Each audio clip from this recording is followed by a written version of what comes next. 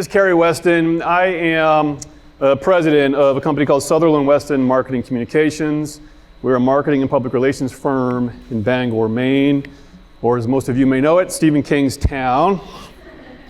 Interesting side story. So Stephen's son, Joe, is my age. We went to school together. So I got to spend some time with and around Stephen. Very interesting cat, very interesting stories. Happy to share some with you in the future. So I am also, along with being an agency owner, I am an independent, they ask you answer certified coach. And you may have seen me stand yesterday with my other certified coaches here, the other independent coaches. And so we are trained through the Impact system, but through our own companies, we do work with businesses like yours, right? So we coach and teach the framework, right, of all that they ask you answer. And you may be wondering, what is the difference between an independent certified coach and a coach from Impact? Well, a year ago here in Chicago, I met a gentleman named Marcus who was from Arkansas. And during a conversation, Marcus asked me, what is the difference between an independent certified coach and an Impact certified coach?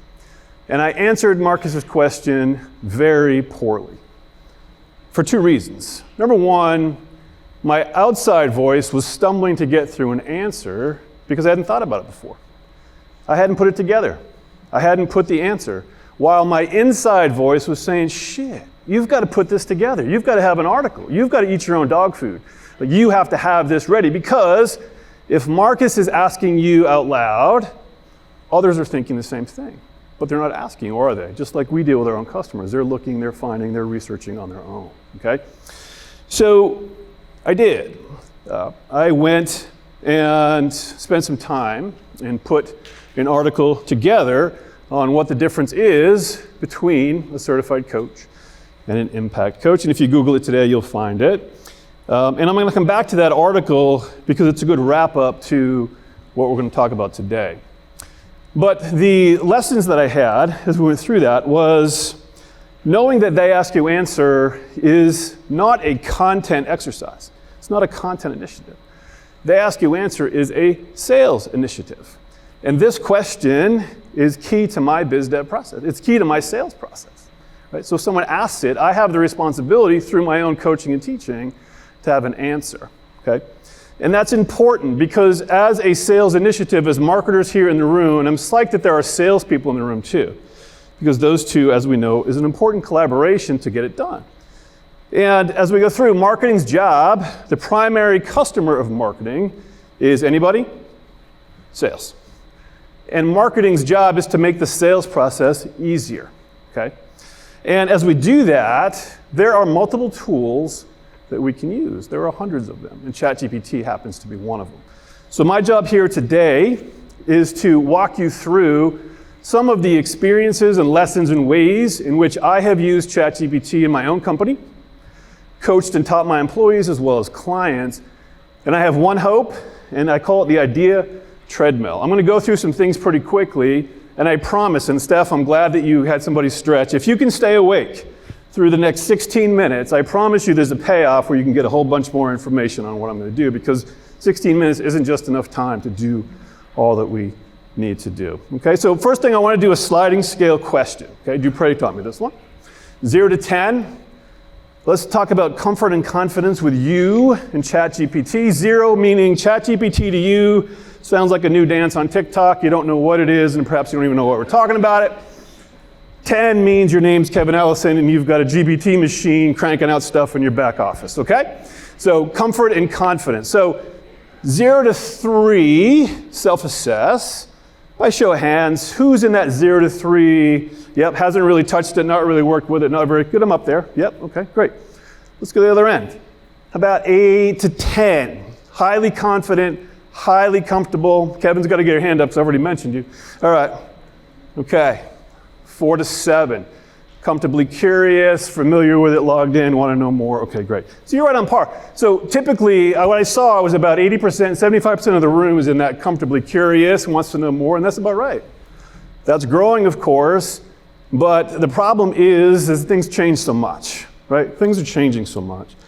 And by the time I'm done, what I know to be true is going to change. So in the next 14 minutes and 40 seconds, something's going to change that I don't know about. And so much like they ask you answer themselves, rather than coach and teach on tactics and literally learning how to use software, talk about principles. Framework and principles, because we all know by listening to Marcus and doing the work that we do, if we can learn principles, y'all, we can take those principles and apply them to what comes next. Because if we're good at it, those are evergreen.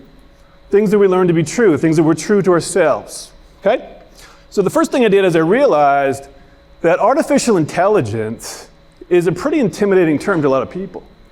Flying cars, Terminator movies, robots, robotic dogs, that kind of thing is what intimidates. Technology can cause anxiety. So one of the things I learned to do early in talking to clients, employees, was to change the AI acronym to an amazing instrument, okay? And much like that piano that's in my basement, I don't know how to play it, I can't play a lick, but it's an amazing instrument. I have 2 kids that can, and it's amazing to watch them because they can do symphonic stuff, they can do rock and jazz, whatever they bring to it, they can get some amazing stuff out of it. Okay? And chat is a lot like that. You bring your skills, your perspective, what your goals are to it, and it produces something with you. And I say that not for you, because that's the key here. Because much like that piano, if you had a self-playing piano, it's tough to sell tickets to a concert where I'm standing next to a self-playing piano going, look what I got. But a lot of people are using chat like a self-playing piano and wondering why it's not working for them, okay?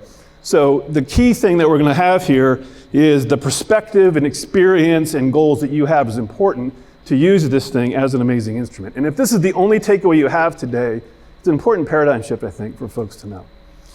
So in They Ask You Answer, we typically find that there are some common friction points, and we've heard them talk about the last couple days. Consistency meaning either consistently doing the work, consistently having collaboration, maybe even being consistent in what you're saying and how you're saying it typically comes up. Sales participation, getting the collaboration to be consistent and getting the sales team to recognize their importance and their role can be a problem. And idea generation can always be a problem. Typically we see a honeymoon period where there's a rush of ideas of content, and then 6 to 9 months down the road, you start to run into some issues. So it's real. Has anyone practiced They Ask You Answer, relate or run into any of the things that I've been sharing in terms of friction points and whatnot? Few. So 3 ways chat can help is we can replicate the style of what you do, we can work with transcripts, and I'm going to show you a few ideas, and it's an amazing idea partner.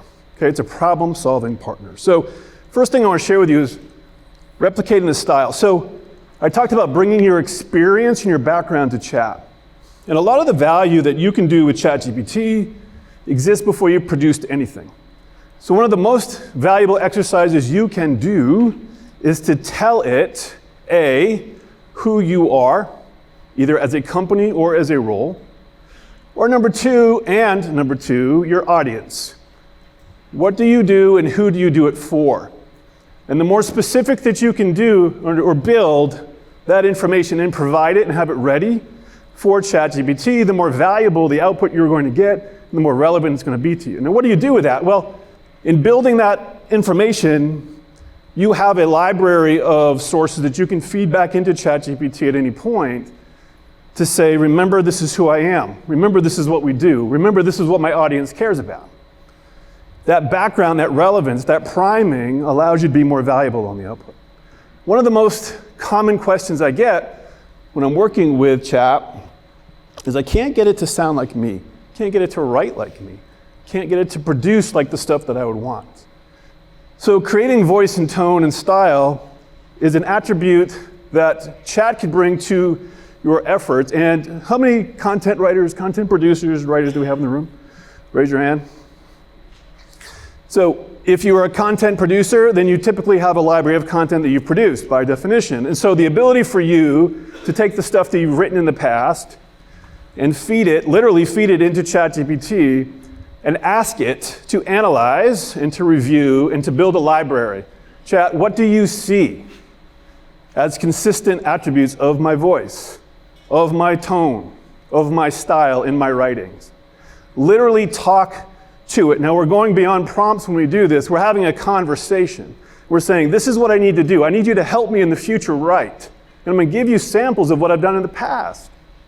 And I want you to tell me what you see objectively as consistent attributes in the stuff that I've been putting together in voice, tone, and style. And again, you're going to get a library of information that you can use for your future. So as you start to build your attribute set of voice, tone, and style from the objective voice that's coming back to you through your work with chat, combining that with the audience and the company and the position profile that you have, you're able to create a foundation that's going to allow you to replicate the work that you do at scale. And that's where the value comes in. Most people are doing that self-playing piano. They're sitting down and they're saying, I need an article on this, and then wondering why it doesn't sound right. Well, the good thing about the attribute set that we're talking about is that you can use it over and over and over again. And as you find things that you like, you add to it. And as you find things that you need refined, you edit accordingly. Same with rules and goals.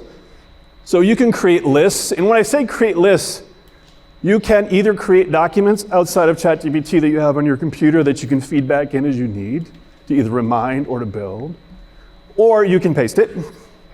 But having something available for you to rely on a regular basis, right, that you can use in a conversation to say, this is what I need to do, this is what I'd like for the output, and then have a conversation with it. We're going to talk about that in just a second. But the rules and the goals, you know that you have goals in the work that you're doing, and you know that you have rules. And those may be word goals. I never want to say in an ever-changing world, things like that. Or it may be I never want to talk negative or use phrases or use fluffy, whatever it might be. This is your tool. Again, this is your experience that you're bringing to the table. With transcripts, this is interesting. This is where the ability for you to interact in the real world allows you to bring the conversations you're having each and every day to ChatGPT. So how many people, you've listened to Chris, how many people are recording your sales calls or have a team recording your sales calls? Okay, Chris, you see those hands? Not enough. Not enough. If you do, you have a transcript that can be fed into ChatGPT. Now think about this for a second. You've established who your company is. You've established who your audience is. You've established who your goals are. You've talked to Chat to tell them what it is. I call mine Bud, so it has an identity, that you need to do. And then you feed a transcript for more content and context. That gives you a working knowledge of information that you can build from, whether you're writing articles or questions or be a website copy. Right? You can also interview. So one of the things that I hear from sales teams is, I interview with marketing, but what they bring back doesn't sound like me. They leave things out. And that's because oftentimes we are busy writing and not listening. So imagine the freedom of recording those interviews if you do get a chance for the subject matter experts to record and use that transcript rather than spending time, did I get it right, did I get it right? Literally getting their voice recorded so you can use that in your content effort moving forward. Gives you the ability to be present. And we've all heard Marcus talk about being present. So being present in the moment allows you the flexibility of not taking notes, paying attention, and getting the exact things straight from the source. Who's creating videos? Who's creating frequently asked questions and regular video content here? I would hope that there's a lot of hands, yeah. Every video that you create is a transcript waiting to be used in chat to feed in to create more content. Because we all talk differently than we type. Okay, we all talk differently than we type. Fingers get in the way. So if you can produce the video, marketing now has a slew of transcripts to use for future content. Be it website copy, be it articles, whatever it might be. And then literally, if you don't have interviews with people or sales calls or videos, you can talk to it. Literally talk to it, okay? One of the most game-changing things, and I'll promise you there's a tool here that I'll share with you in a moment where you can get all kinds of information on details how to do this, is sometimes I'll just open up chat and just say, I need your help. I gotta get a whole bunch of stuff out of my head, and I'm just gonna talk to you for a while. And with no purpose, no organization, just blah. And then I say, make sense of this for me, and it does. Think about how many conversations you've had, how many meetings you've had, where you didn't write something down later, a week later you forgot. If you could just get something out because you didn't record it, and have it be captured, organized, and analyzed for you, you've got a powerful content assistant at your side on your phone, laptop, or computer. And yes, talking to it. I spend a lot of time talking to it.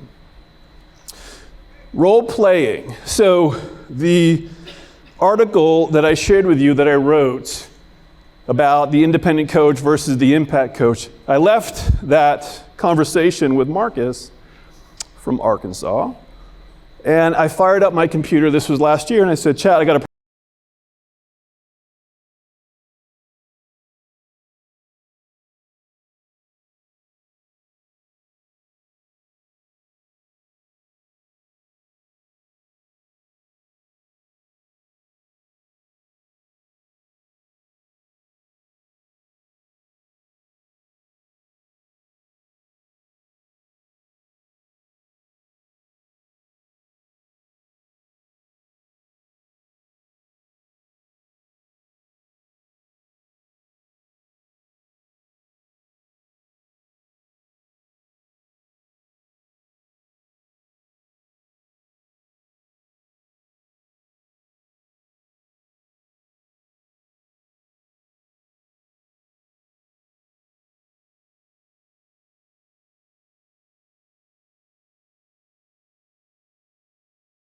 and it turns into an interviewing partner for me.